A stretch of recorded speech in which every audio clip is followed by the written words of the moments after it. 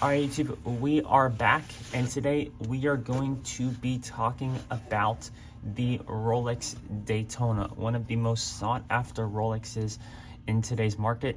We borrowed this watch from Benison Palm Beach to do this video, so we greatly appreciate them for their support. Let's get into the basics. 40 millimeters across the case, oyster bracelet, black ceramic bezel, black dial with the white or silver subdials.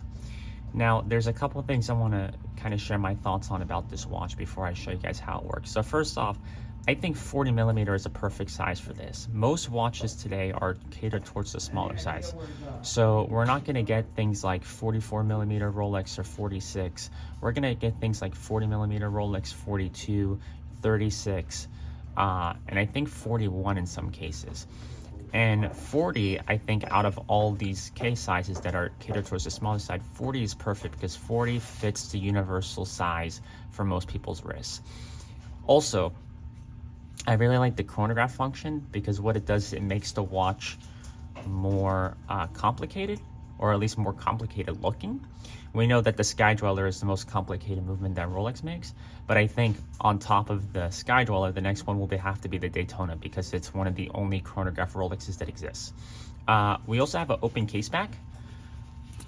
Closed, sorry. We have a closed case back. Rolex always does closed case back, so if you ever see a Rolex with an open case back, chances are it's probably going to be a fake.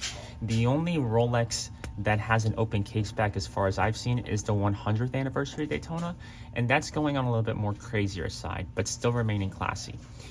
And it's just a very, very beautiful watch. You know, it has a chronograph function. Most people like chronographs. I like chronographs the most. You have a bracelet, which is more universal with most people's style. A bracelet is very easy to pull off, especially if you're trying to match a watch with outfits.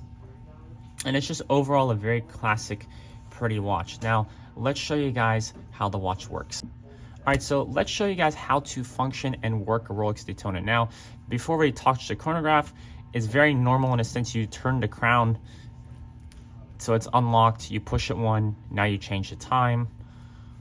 There's no date on this, so there's no like quick set or anything. You push this in.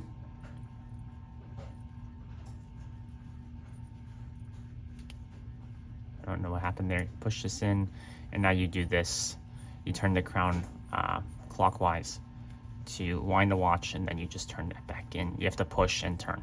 You can't just turn.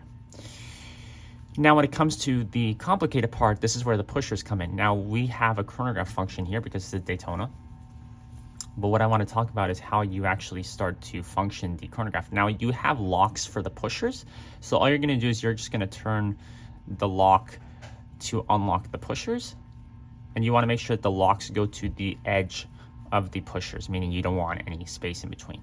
Once you do that, now you can function the chronograph function. So start, pause, reset. So start,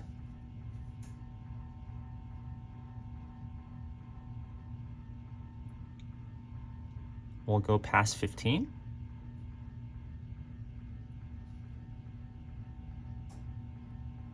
Pause, let it go a little bit more. Pause, and to reset. So start, pause, reset. And then once you're done with the chronograph function, you turn the locks back in, and now the locks are back in. I like the aesthetic of the pushers here because the locks kind of give it a more complicated feel instead of just throwing two pushers on there, and it suits the watch really, really well. It almost looks like the crown in some cases. And that's essentially how you operate a Rolex Daytona chronograph. And guys, that essentially is the Rolex Daytona. So a very beautiful watch. One of my favorite Rolexes. I still really like the Day-Date and the Sky Dweller more, but the Daytona is a good third choice. And of course, they have different materials. They have gold, they have stainless steel, they have white face, black face. And it's just overall a very pretty watch and a very pretty design. I think it's one of the best chronographs you can buy. So that's the end of the video, guys. Make sure you like this video, subscribe for more content, and we will see you on the next one.